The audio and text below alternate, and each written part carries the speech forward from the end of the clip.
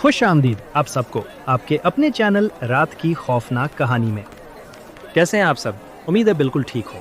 दोस्तों, अगर आप नए हैं इस चैनल पर तो जल्दी से सब्सक्राइब का बटन दबा दें और बेल आइकॉन ज़रूर ऑन कर लें ताकि हर नई खौफनाक कहानी सबसे पहले आप तक पहुंचे। आज की कहानी दोस्तों, आज की कहानी थोड़ी मुख्तलिफ है।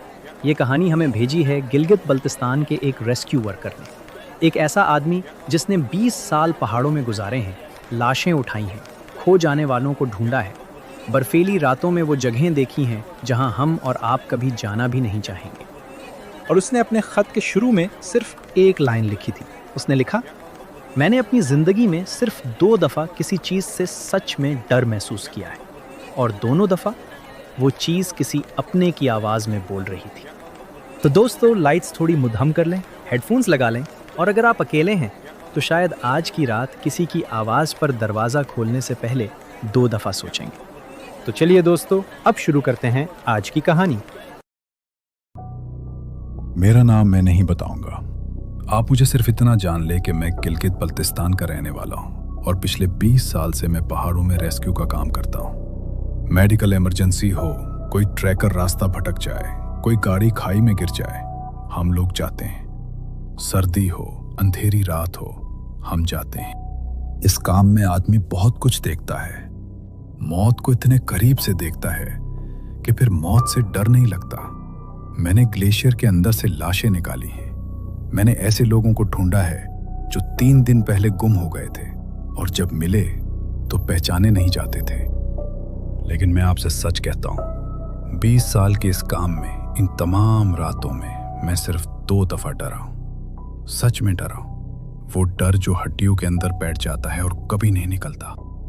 पहली दफा मैं 10 साल का था। दूसरी दफा मैं 25 साल का था और मुझे लगा था कि मैं अब बड़ा हो गया हूं, कि बचपन की वो बात सिर्फ एक बुरा ख्वाब थी। मैं गलत था। ये 1993 की बात है। गर्मियों की छुट्टियां थी और मेरे वालिद ने मुझे मेरे दादा दादी के पास भेजा था। उनका गांव वादी कागान में था, नारान से आगे, जहां सड़क खत्म हो जाती है और सिर्फ पगडंडियां रह जाती हैं। आजकल तो वहां होटल बन गए हैं, सयाहों की गाड़ियां हैं, लेकिन 33 साल पहले वहां रात को सिर्फ 3 चीजें होती थीं: हवा की आवाज, दरिया की आवाज और अंधेरा। ऐसा अंधेरा जो शहर के लोगों ने कभी देखा ही नहीं। मेरे दादा एक सख्त आदमी थे, फौजी रहे थे जवानी में, बकरियां पालते थे और पहाड़ का हर रास्ता जानते थे। मैंने उन्हें कभी किसी चीज से डरते नहीं देखा था। सिर्फ एक चीज थी जिसका नाम लेते वक्त उनकी आवाज बदल जाती थी। मुझे याद है, वहां पहुंचने की पहली ही शाम हम सहन में बैठे थे। दादी रोटी बना रही थी और मैं सीटियां बजा रहा था। कोई फिल्मी गाना था जो मुझे शहर से याद था।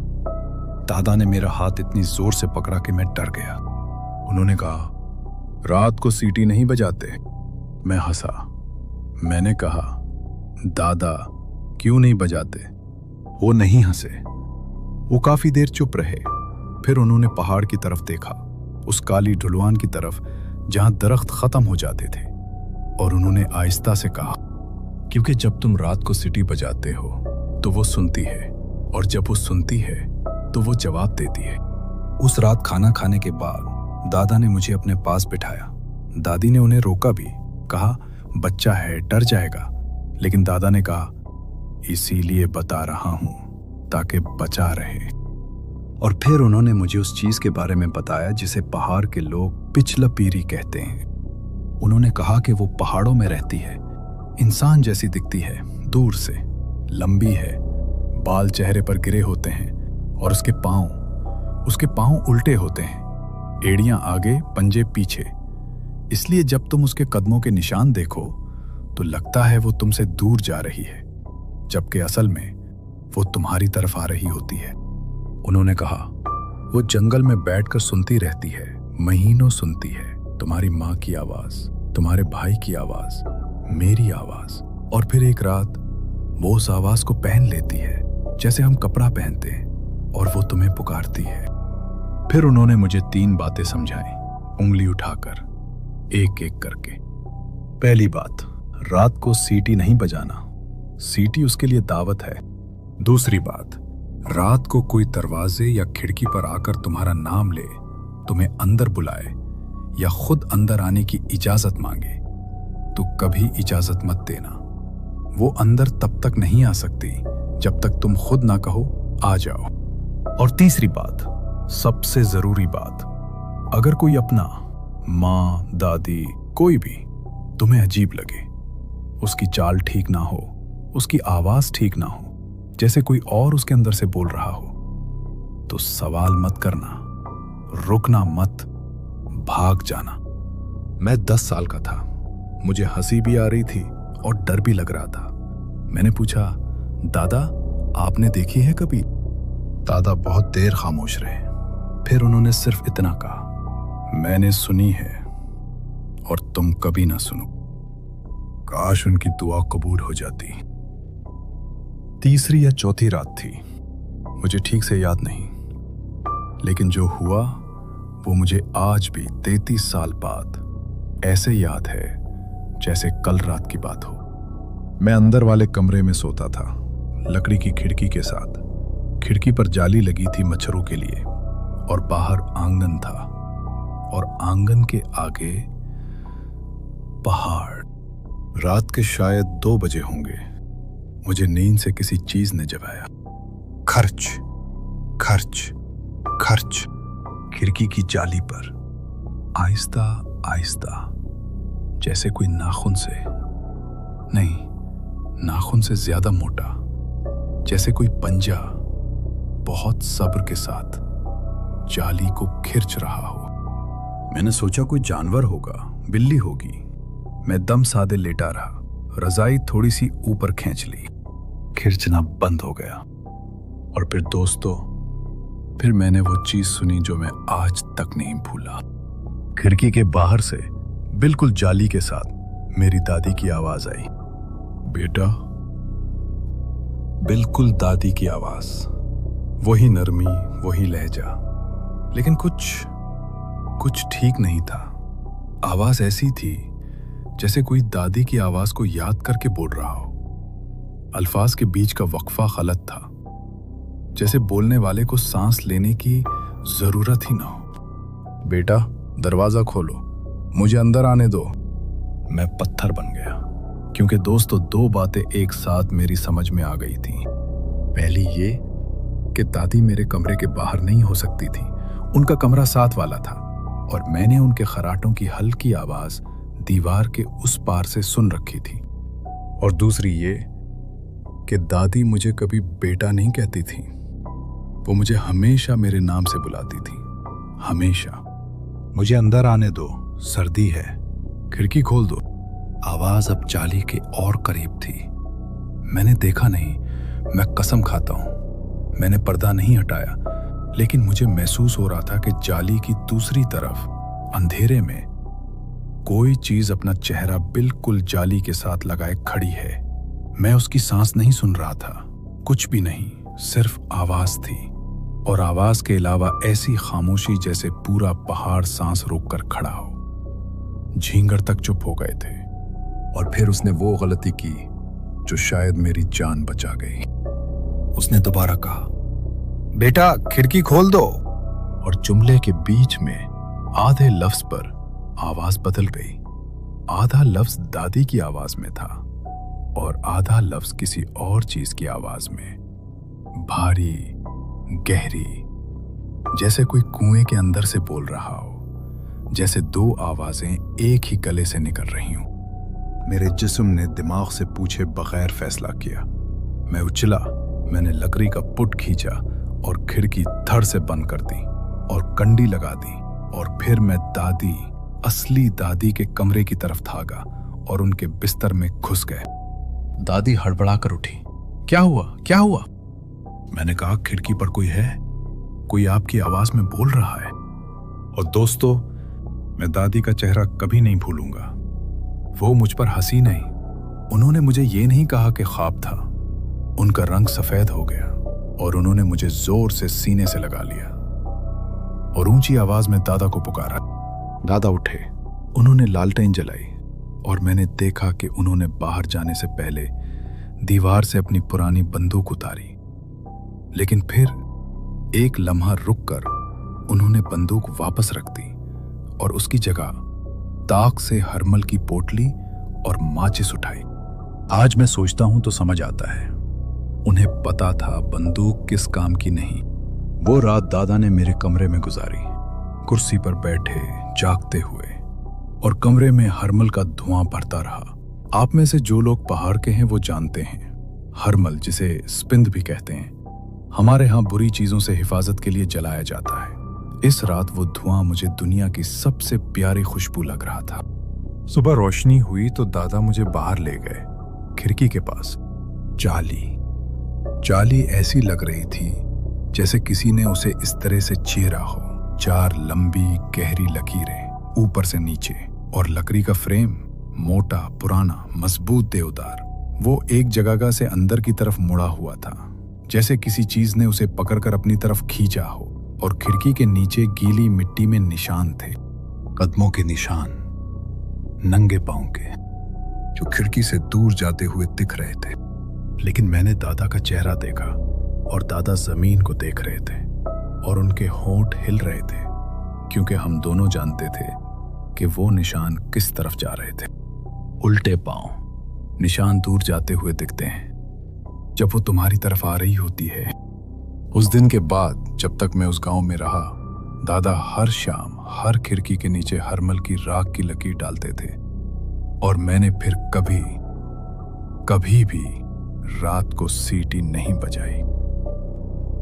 15 साल तक मैंने खुद को यह समझाया कि वो कोई जानवर था, भालू था, चीता था, बचपन का वहन था।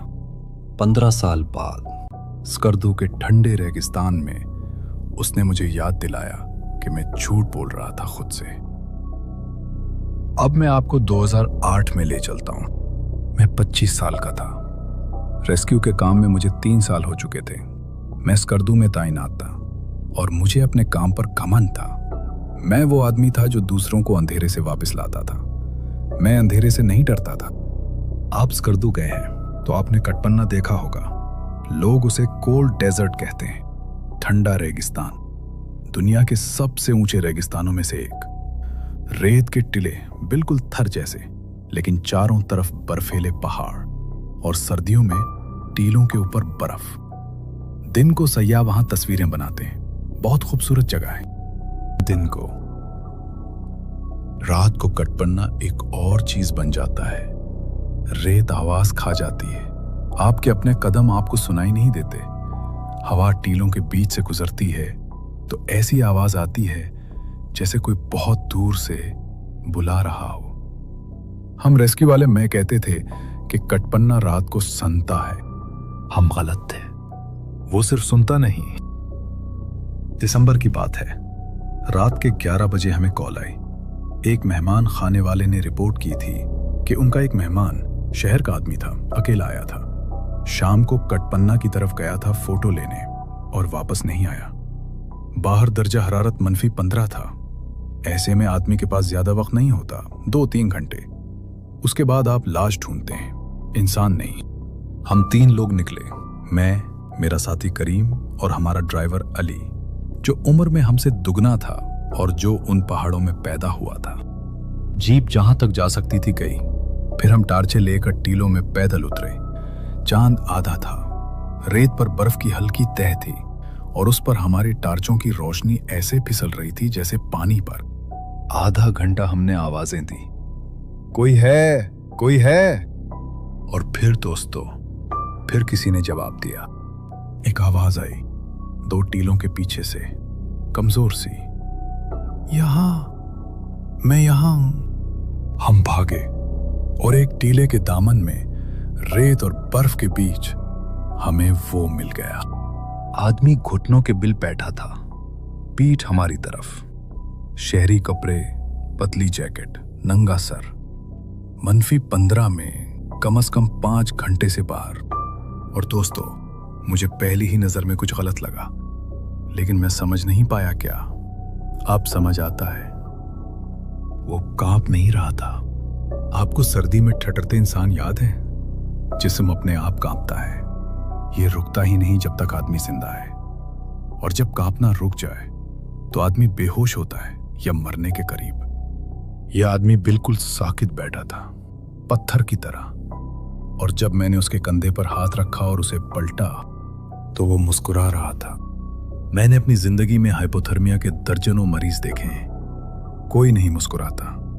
उसका चेहरा सफेद था, होंठ नीले, लेकिन आंखें ऐसी ताजा, ऐसी चमकदार जैसे अभी अभी नींद से उठा हो। और वो मुझे ऐसे देख रहा था जैसे उसे मेरा इंतजार था।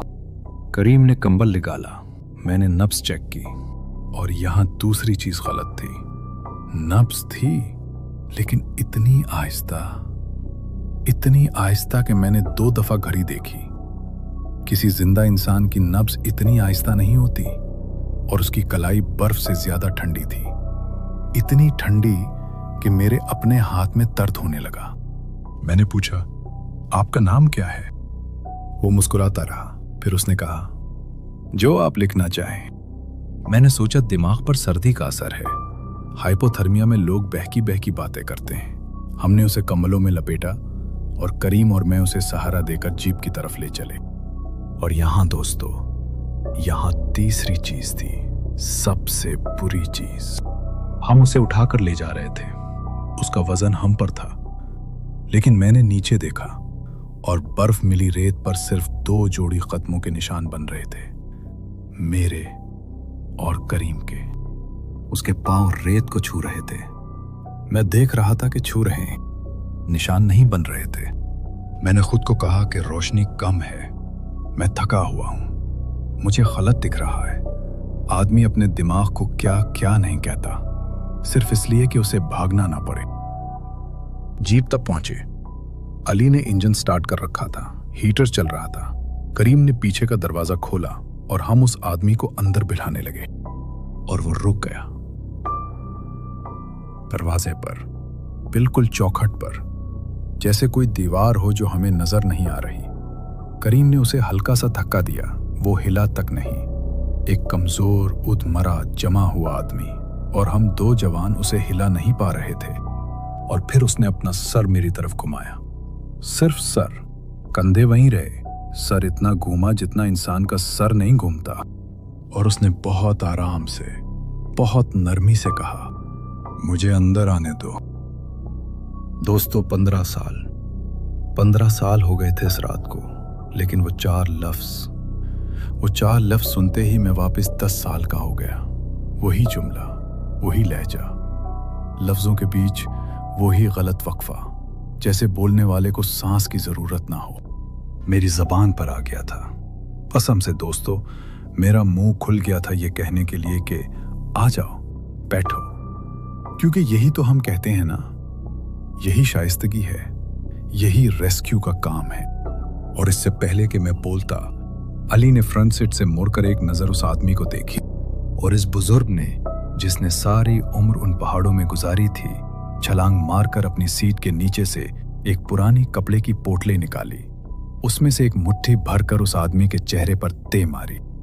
हरमल, सूखा हरमल, राख के साथ। दोस्तों, मैं जो अब बताने लगा हूं, मैं जानता हूं आप यकीन नहीं करेंगे। मैं खुद होता तो यकीन ना करता।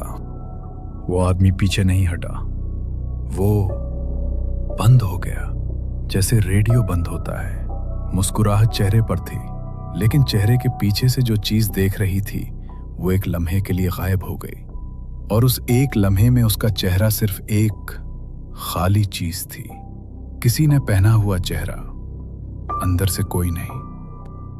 और फिर उसने अपना मुंह खोला, और उसके मुंह से करीम की आवाज निकली, यार बिठाओ ना, मुझे सर्दी लग रही है। करीम मेरे साथ खड़ा था, उसका अपना मुंह खुला का खुला रह गया। फिर उस चीज ने मुंह खुला रखा और आवाज बदल गई, और उसके मुंह से मेरी दादी की आवाज निकली, मेरी दादी जो 2001 में वफात पा चुकी थी। और उसने कहा, बेटा खिड़की खोल दो। वो जानती थी, वो मुझे जानती थी। 15 साल और 300 किलोमीटर, और वो मुझे नहीं भूली थी, या शायद सहज वो कभी दूर ही नहीं गई थी। शायद वो 15 साल से सुन रही थी, जमा कर रही थी आवाजें, नाम। सब्र उस चीज के पास इतना है जितना पहाड़ के पास होता है। अली चलाया और मेरी कलाई पकड़कर मुझे जीप में खींचा और करीम को और दरवाजा बंद कर लिया और गाड़ी भगाई। मैंने पीछे देखा। मुझे नहीं देखना चाहिए था, लेकिन मैंने देखा। वो चीज वहीं खड़ी थी जहां हमने छोड़ा था। सीधी खड़ी थी, अब झुकी हुई नहीं, अब कमजोर नहीं, अपने असली कद पर। और उसका कद गलत था। और जब हमारी जीप की लाल बत्ती की रोशनी उस पर से हटी, आखिरी चीज जो मैंने देखी ये थी कि वो हमारी तरफ चलना शुरू हुई थी और उसके घुटने की तरफ मुड़ रहे थे। पूरे रास्ते कोई नहीं बोला। अली ने पूरी जीप में हरमिल का धुआं किया और हम तीनों सुबह तक रेस्क्यू पोस्ट के अंदर बैठे रहे, बत्ती जलाए, एक दूसरे की शक्ल देखते हुए। और अब मैं आपको वो बात बताता हूं जो मुझे आज तक सोने नहीं देती। अगले दिन के उजाले में दूसरी टीम को वो मेहमान मिल गया, असली मेहमान, शहर का वो फोटोग्राफर। वो कटपन्ना के दूसरे किनारे पर मिला, वफात पा चुका था सर्दी से। रात के शुरू में ही पोस्टमार्टम वालों ने कहा वो शायद 11 बजे से पहले ही गुजर चुका था। 11 बजे से पहले, यानी जब हमने रात को आवाज सुनी थी मैं यहां हूं, उस वक्त वो बेचारा पहले ही इस दुनिया से जा चुका था। तो फिर हमने किसको कंबल ओढ़ाया था, किसकी नब्ज चेक की थी, मैंने किसका वजन अपने कंधे पर उठाया था, और वो चीज हमें उसके पास क्यों लेकर गई? मैं आपको बताता हूं क्यों। क्योंकि उसे कंबल की जरूरत नहीं थी, उसे गर्मी की जरूरत नहीं थी, उसे सिर्फ एक चीज की जरूरत थी, इजाजत। और वो 15 साल से जानती थी कि इजाजत लेने का सबसे आसान तरीका क्या है। बन जाओ वो जिसे बचाने इंसान खुद भागा चला आता है। इस वाक़े के बाद मैंने अली से बहुत सवाल किए। बुजुर्ग में ज्यादा जवाब नहीं दिए। बस एक दफा चाय पीते हुए उसने कहा था, बेटा पहाड़ में हर चीज का नाम नहीं लेते, नाम लेना भी बुलाना होता है। तुम बस इतना याद रखो, जो चीज तुम्हें प्यार भरी आवाज में पुकारे और तुम्हें उस पर प्यार ना आए, डर आए, तो समझ लो आवाज उसकी अपनी नहीं है। मैं आज भी रेस्क्यू का काम करता हूं, लेकिन उस रात के बाद से मेरे कायदे बदल गए हैं। मेरी गाड़ी में फर्स्ट एड बॉक्स के साथ एक और पोटली रहती है, हरमल की। मेरे घर की हर खिड़की के नीचे हर जुमेरात राख की एक पुतली लकीर लगती है। मेरे बच्चे हंसते हैं मुझ पर, मैं उन्हें हंसने देता हूं। और रात के रेस्क्यू पर जब कोई आवाज हमें टीलों या वादियों में से पुकारती है, तो मैं अपनी टीम को पहले हमेशा एक ही हुक्म देता हूं, जवाब देने से पहले 2 दफा सुनो। दादा 2011 में वफात पा गए। आखिरी दिनों में अस्पताल में जब मैं उनसे मिलने गया, उन्होंने मेरा हाथ पकड़ा। बहुत कमजोर हो गए थे। उन्होंने मुझे अपने करीब किया और कान में सिर्फ 3 लफ्ज कहे, उनकी जिंदगी के तकरीबन आखिरी लफ्ज। उन्होंने कहा, वो भूलती नहीं। मैं जानता हूं वो भूलती नहीं, क्योंकि पिछले महीने 33 साल बाद मैं अपने घर के सहन में बैठा था रात के वक्त, और पहाड़ की तरफ से बहुत दूर से किसी ने सीटी बजाई। वही फिल्मी गाना, वही धुन जो मैंने 1993 में 10 साल की उम्र में अपने दादा के सहन में बजाई थी, सर बसर, गलती के बगैर। वो भूलती नहीं दोस्तों, वो सिर्फ इंतजार करती है। तो दोस्तों, ये थी आज की कहानी। एक ऐसी चीज की कहानी जो हमारे पहाड़ों में सदियों से रहती है और जो आवाजें पहन लेती है। मुझे कमेंट्स में जरूर बताइएगा कि आपको ये कहानी कैसी लगी, और एक बात सच सच बताइएगा, अगर आज रात आपकी खिड़की पर कोई आपके अपने की आवाज में आपको पुकारे, तो क्या आप खोलेंगे? और दोस्तों, सबसे जरूरी बात, अगर आपके साथ या आपकी किसी जानने वाले के साथ कभी कोई ऐसा हकीकी वाकया पेश आया है, पहाड़ों में, गाँव में, सफ़र में, कोई भी ऐसी बात जिसका आपके पास आज तक जवाब नहीं, तो हमें ज़रूर लिख भेजें। डिस्क्रिप्शन में ईमेल दी गई है।